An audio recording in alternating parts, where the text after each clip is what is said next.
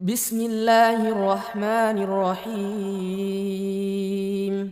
سعودی حکومت اتنی بغیرت ہو چکی ہے کہ اسلام کی دوسری سب سے مقدس جگہ مسجد نبوی کو ٹورسٹ پلیس بنا کر رکھ دیا۔ جس کا دل چاہ رہا ہے وہ اس جگہ گھومنے آ رہا ہے، تک نہیں ہلاتے، اور اتنی مقدس جگہ پر بتوں کی پوجا کرنے والوں کو بھی آنے دیا جا رہا ہے، ان بے حیا لوگوں کو بھی آنے دیا جا رہا ہے جنہیں حیا کے بارے میں ذرہ برابر بھی نالج نہیں ہے سعودی کی حکومت پر۔ یہ ہے وہ مسلمان جسے دیکھ کر شرمائے یہود، اور وہ دن دور نہیں جب سعودی کی حکومت ان مقدس جگہوں پر فلم کی شوٹنگ کروانا بھی شروع کروا دے، مگر میرا یہ وجدان کہتا ہے کہ اس سے پہلے اللہ انہیں نیست و نابود کر دے گا۔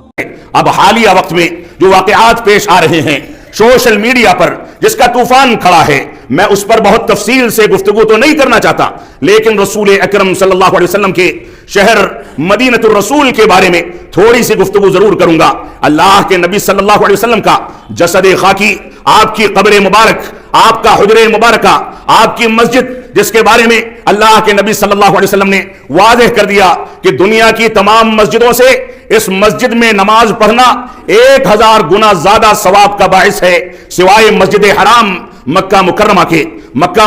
کی مسجد حرام میں ایک نماز کا ثواب 1,00,000 نمازوں کے برابر رکھا گیا، اور مسجد نبوی میں ایک نماز کا ثواب 1000 نمازوں کے بعد برابر رکھا گیا، اور مسجد نہ حرم بنایا۔ آج جو واقعہ پیش آیا ہے اس پر اختصار کے ساتھ تبصرہ کر کے خطبہ ختم کرنا چاہوں گا۔ جس ہندوستانی وزیر نے وہاں جا کر کے اور بغیر دوپٹے کے مدینہ الرسول کے تقدس کی پامالی کر کے اس کی زیارت کی ہے، اگرچہ دلائل کی روشنی میں علماء کرام کا اس بات پر اتفاق ہے کہ مدینہ منورہ میں غیر مسلم داخل ہو سکتے ہیں لیکن سکونت اختیار نہیں کر سکتے۔ داخل نہ ہونے کی روایتیں یہ مکہ کے ساتھ خاص ہیں، لیکن اس بات پر بھی ہم کو توجہ دینی چاہیے کہ اسی مدینہ الرسول میں عائشہ صدیقہ رضی اللہ عنہا فرماتی ہیں کہ میں اللہ کے نبی صلی اللہ علیہ وسلم کے حجر مبارکہ میں آپ کی وفات کے بعد، اور اس کے بعد جب میرے والد ابو بکر صدیق رضی اللہ عنہ اس میں مدفون ہوئے، تو میں بڑے آرام کے ساتھ حجرے میں داخل ہوتی تھی، زیارت کرتی تھی، نکلتی تھی۔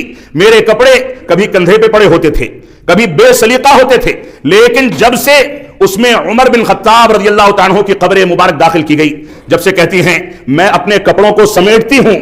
سر کو ڈھانکتی ہوں، چہرے پر گھونگھٹ ڈالتی ہوں، اور اس کے بعد حجرے میں داخل ہوتی ہوں۔ یہ حیا کا عالم تھا کہ ایک مردے سے جو ان کے لیے نامحرم تھے، ان سے پردے کے لیے ان کے حجرے میں داخل ہوتے ہیں، تو یہ صورتحال اختیار کی جاتی ہے۔ ہم یہاں پر اسلام کی اسی تصویر کو پیش کرنا چاہتے ہیں کہ ان مقدس شہروں میں سیاسی مقاصد کے لیے داخل نہ ہوا جائے، ان کو سیاست کا اکھاڑا نہ بنایا جائے، ان میں داخل ہوتے ہوئے ادب و احترام کا پورا لحاظ رکھا جائے، اور سیاست میں جو بھی اس کو استعمال کرے گا اللہ کی قسم اس کو عزت نہیں مل سکتی۔ لہذا ہماری یہ ذمہ داری ہے کہ ہم حجاب کے اس تصور کو سامنے رکھیں۔ اگرچہ فقہی بحث اس وقت چل رہی ہے اور پورے طور سے اس پر طوفان کھڑا ہے، اور دلائل اس بات کے حق میں ہیں کہ بوقت ضرورت کفار وہاں داخل ہو سکتے ہیں، لیکن جو کیفیت اختیار کی گئی، جو مقاصد ہیں، اس کے پیچھے وہ لوگ جانتے ہیں کہ ان کا مقصد کیا ہے۔ لیکن ہم تو یہی دعوت دیں گے کہ ہمارے نبی کے شہر میں اگر کوئی داخل ہو تو کم از کم اپنے مذہب کی رواداری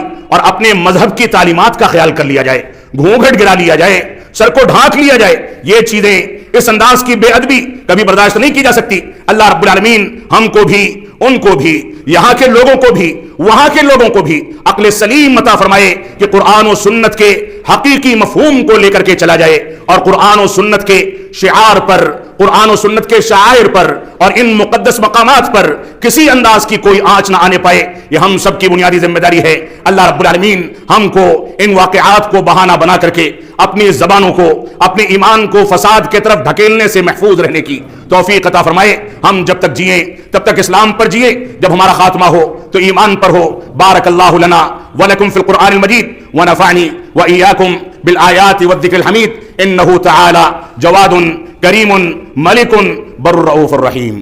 السلام علیکم۔ ویڈیو پسند آنے پر اپنے دوستوں کے ساتھ واٹس ایپ اور سوشل میڈیا پہ ضرور شیئر کریں۔